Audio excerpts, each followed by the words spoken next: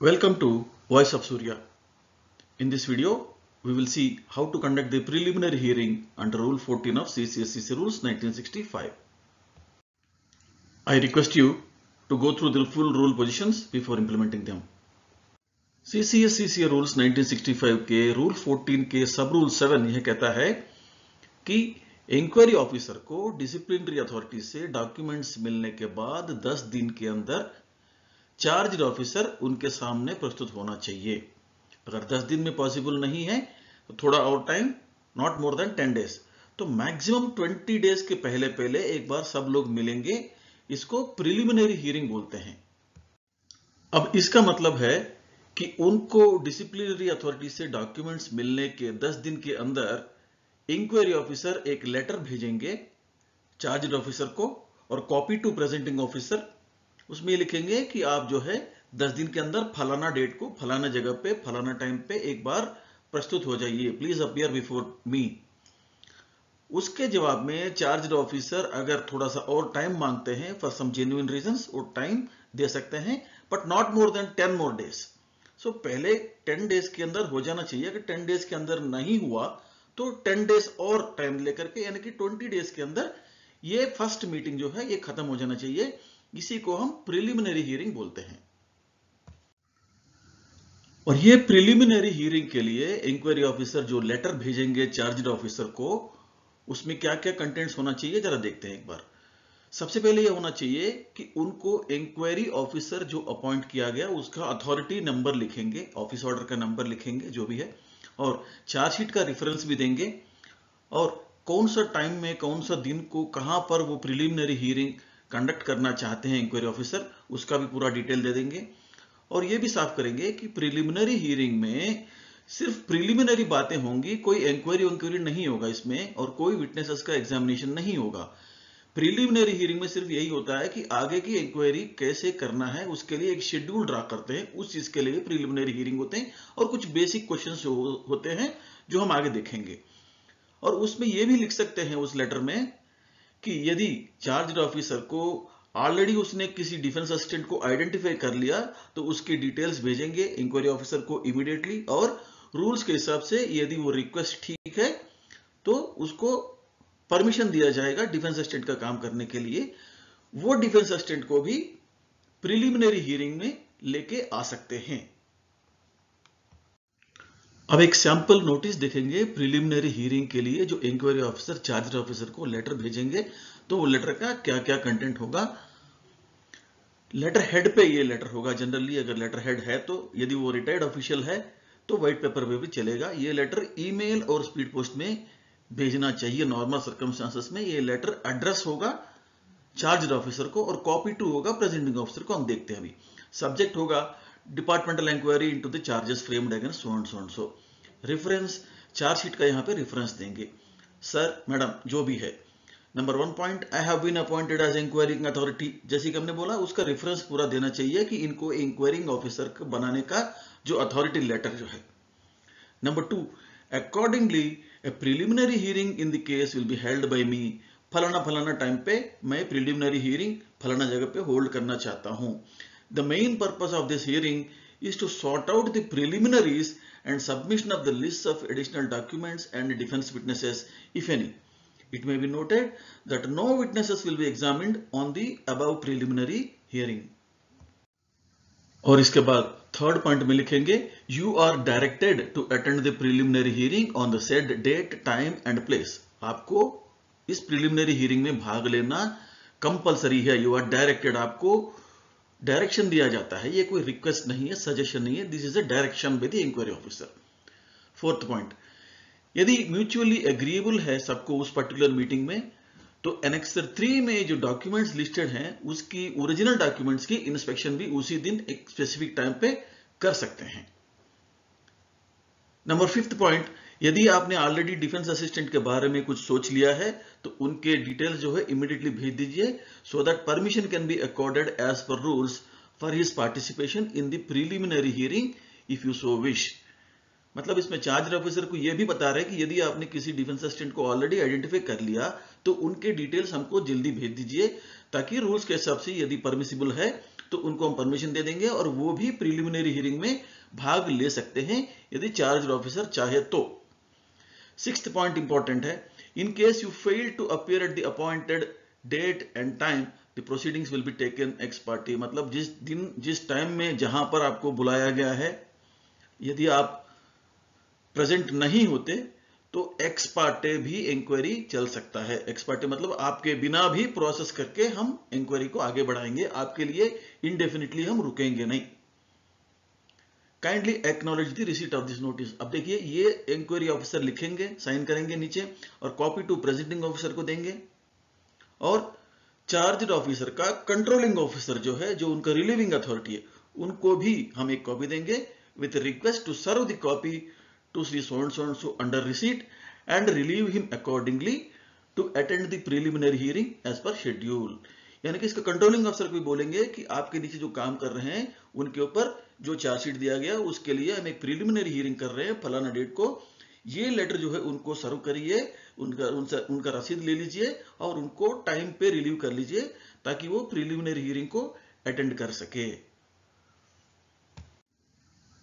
Charge officer को preliminary hearing का notice मिलने के बाद या तो वो गिवन टाइम पे प्रिलिमिनरी हियरिंग के लिए अपीयर हो सकते हैं, या फिर यदि कोई जेन्युइन रीजन है तो थोड़ा बहुत टाइम वो मांग सकते हैं कि मैं इस डेट को नहीं आ सकता, मेरे को 4-5 दिन का टाइम दे दीजिए।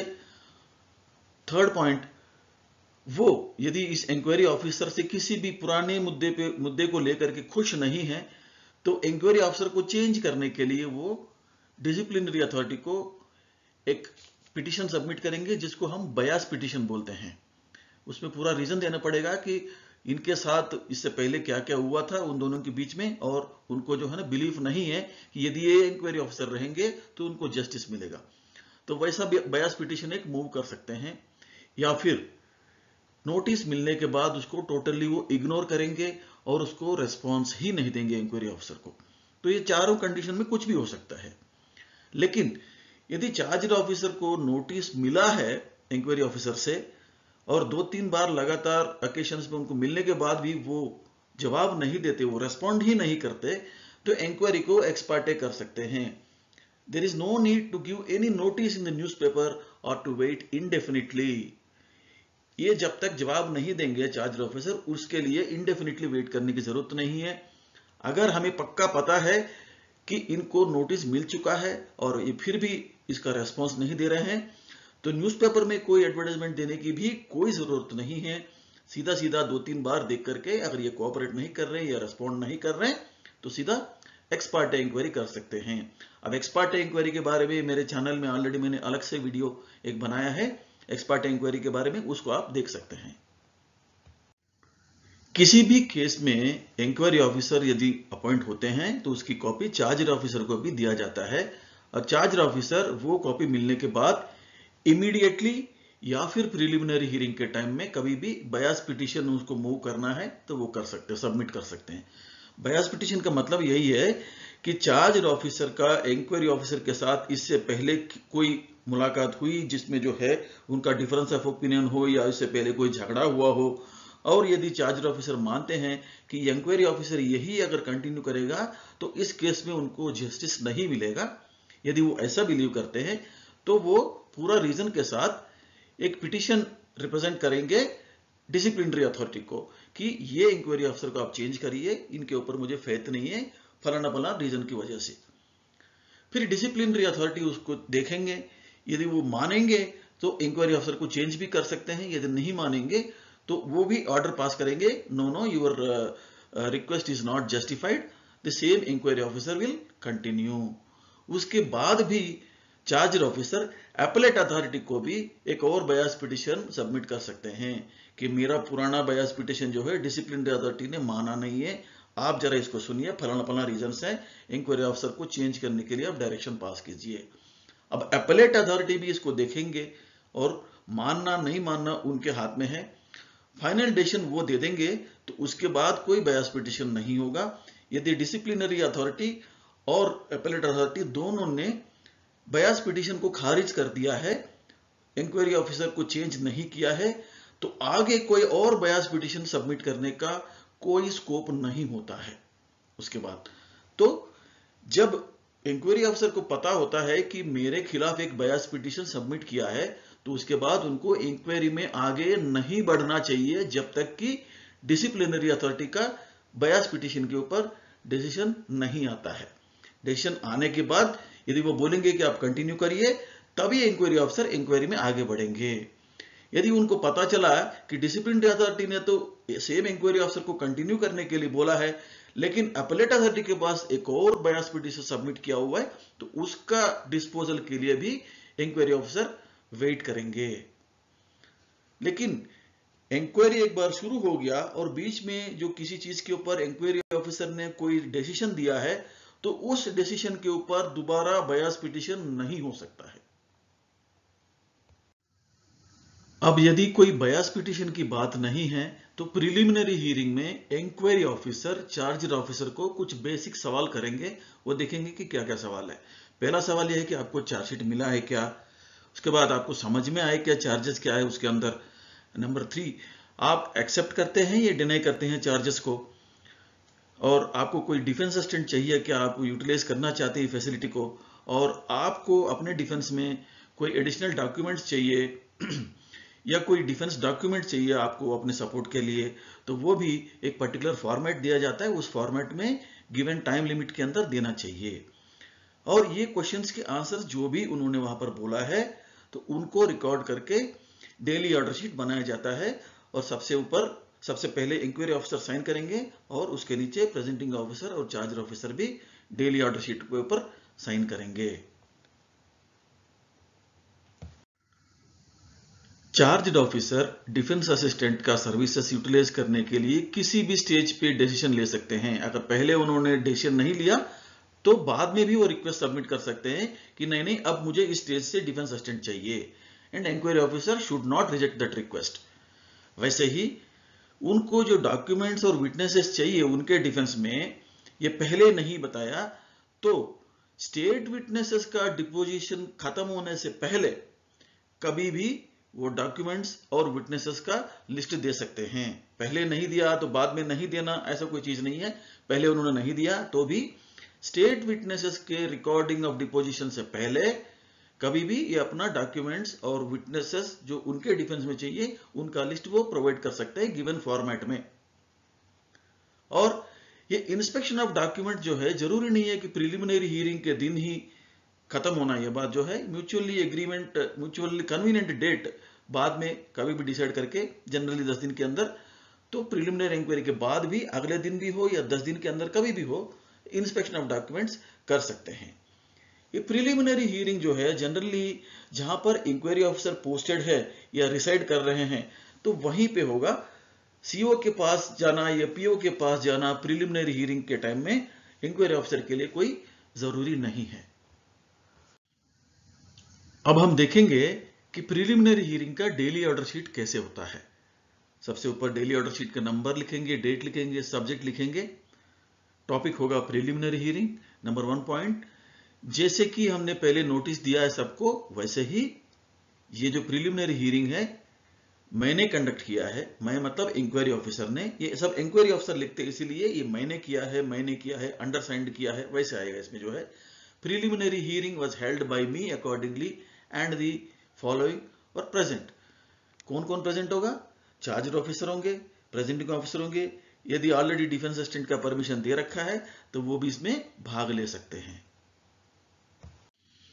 थर्ड पॉइंट में हम क्लियर करेंगे कि प्रेजेंटिंग ऑफिसर और चार्ज ऑफिसर का आइडेंटिटी हमने असरटेन किया है, और ये भी बताया कि रूल 14 के अंदर जो भी प्रोसेस दिया हुआ है उसी प्रोसेस के हिसाब से हम इंक्वायरी को कंडक्ट करेंगे और डिसिप्लिनरी अथॉरिटी को एज पर प्रोसीजर हम रिपोर्ट सबमिट करेंगे। फोर्थ पॉइंट में ये लिखा होगा कि चार्ज ऑफिसर ने कंफर्म किया है कि उनको चार्जशीट मिला हुआ है। फिफ्थ पॉइंट में, यदि चार्ज ऑफिसर को सुनाना है तो इंक्वायरी ऑफिसर उसको जो है पढ़ के भी सुना सकते हैं कि उनके ऊपर क्या चार्ज लगा हुआ है, और चार्ज ऑफिसर जो भी बोलेंगे उस पर लिखा जाएगा कि उनको समझ में आया है और वो चार्ज को एक्सेप्ट करते हैं या नहीं एक्सेप्ट करते हैं। अगर वो चार्ज को एक्सेप्ट करते हैं उसी स्टेज पे, तो वो भी लिख के प्रिलिमिनरी हियरिंग के स्टेज पे ही इंक्वायरी खत्म हो जाती है और वो प्रिलिमिनरी हियरिंग का रिपोर्ट सीधा सीधा डिसिप्लिनरी अथॉरिटी को सबमिट किया जाता है। लेकिन यदि वो चार्ज को एडमिट नहीं करते, एक्सेप्ट नहीं करते, तो ही इंक्वायरी आगे बढ़ेगा एज पर रूल्स।